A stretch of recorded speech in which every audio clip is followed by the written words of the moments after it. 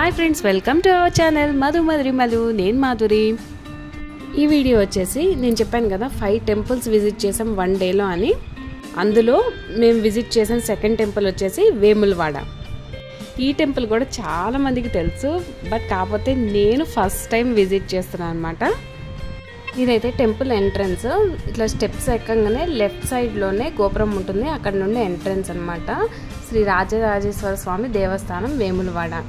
ఇది కూడా ఒక పుణ్యక్షేత్రము. దీన్ని దక్షిణ కాశీగా కూడా పిలుస్తూ ఉంటారు, వేములవాడని. ఈ టెంపుల్ తెలంగాణ స్టేట్లో రాజన్న జిల్లాలో ఉంటుందండి. హైదరాబాద్ నుండి 160 కిలోమీటర్స్ చూపిస్తుంది. ఈ టెంపుల్లో శ్రీ రాజరాజేశ్వరి దేవి సమేతుడై రాజరాజేశ్వరుడు లింగ రూపంలో వెలిసి నిత్యం పూజలు అందుకుంటూ ఉంటాడు. ఇక్కడ కొలువై ఉన్న స్వామిని శ్రీ రాజరాజేశ్వర స్వామి అని అంటారు, రాజన్న అని కూడా అంటారు. ఈ మూల విరాట్కు కుడి పక్కన శ్రీ రాజరాజేశ్వరి దేవి, ఎడం పక్కన శ్రీ లక్ష్మీ సహిత సిద్ధి వినాయక విగ్రహాలు ఉంటాయి. ఇక్కడికి శివుడు కాశీ, చిదంబరం, శ్రీశైలం, కేదారేశ్వరాలను పావనం చేసిన తర్వాత వేములవాడ కూడా వేచేస్తాడని పురాణ కథనం ప్రకారం భక్తులు నమ్ముతూ ఉంటారు. ఇక్కడ శివరాత్రి చాలా బాగా జరుపుతారంటండి. ఆ రోజు 3 లక్షలకు పైగా భక్తులు శ్రీ రాజరాజేశ్వర స్వామి వారిని సేవించుకుంటారంట. ఇంకా ఆ రోజు ప్రత్యేక పూజలు కూడా జరుపుతారంట అండి. సుమారు 100 మంది అర్చకులతో మహాలింగార్చన జరుపుతారంట శివరాత్రి రోజు. ఆ రోజు అర్ధరాత్రి వేళ కూడా శివునికి ఏకాదశి రుద్రాభిషేకం చేస్తారంట. ఇక్కడ మేము గర్భగుడిలోకి ఎంటర్ అవుతున్నాము, కానీ ఫోన్ నాట్ అలౌడ్. ఇక్కడే వీడియో ఆఫ్ చేసి ఇక బయటకు వచ్చిన తర్వాత నేను మళ్ళీ వీడియో ఆన్ చేశాను. ఇది ఎగ్జిట్ గర్భగుడిలో నుండి. ఇంకొకటి, ఇక్కడ భక్తులు చేసే పూజల్లో ముఖ్యమైనది ఏంటంటే కోడె మొక్కు. భక్తులు ఇక్కడ గిత్తను తీసుకొచ్చి గుడి చుట్టూ ప్రదక్షిణ చేయించి ప్రాంగణంలో కట్టేసి ఆ గిత్తను దేవాలయానికి దక్షిణగా ఇచ్చేస్తారంట. దీనివలన సంతాన ప్రాప్తి కలుగుతుందని నమ్ముతూ ఉంటారు.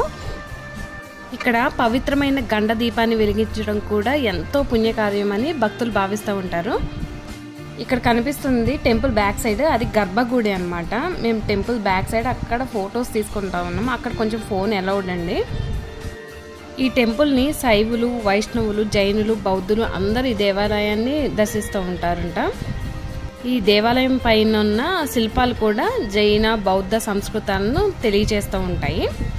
ఇంకొకటి ఏంటంటే, ఈ టెంపుల్కి మేము ఎంట్రన్స్ అయిన దారిలోనే ఎగ్జిట్ కూడా అయ్యాము. ఎంట్రన్స్లోనే మీకు రైట్ సైడ్ ఒక చిన్న మసీద్ ఉంటుంది టెంపుల్ లోపలే.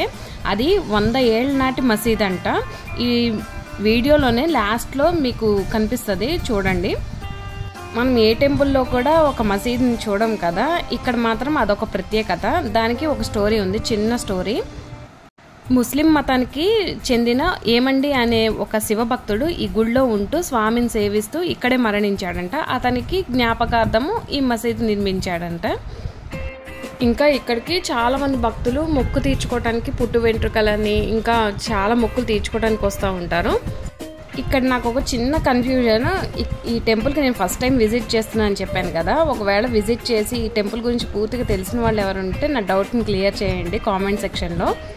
ఈ టెంపుల్ పక్కన ఒక కోనేరు లాగా ఉంది, అది పైనంతా క్లాత్ కట్టేసి ఉంది. చాలా మంది మొక్కుకొని కొబ్బరికాయ కొట్టి దాని మీదకి విసిరి కొడుతున్నారు. ఎందుకనేది నాకు అర్థం కాలేదు. అదొకటి ఎవరికైనా తెలుసుంటే కామెంట్ సెక్షన్లో తెలియచేయండి.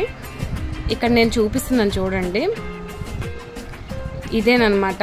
ఇది నాకు అర్థం కాలేదు. ఇది మాత్రం ఎవరికైనా తెలుసుంటే నాకు కామెంట్ సెక్షన్లో తెలియచేయండి. ఎందుకు ఏంటి అనేది మాత్రం కామెంట్ సెక్షన్లో తెలియచేయండి. ఇంతేనండి ఈ వీడియో.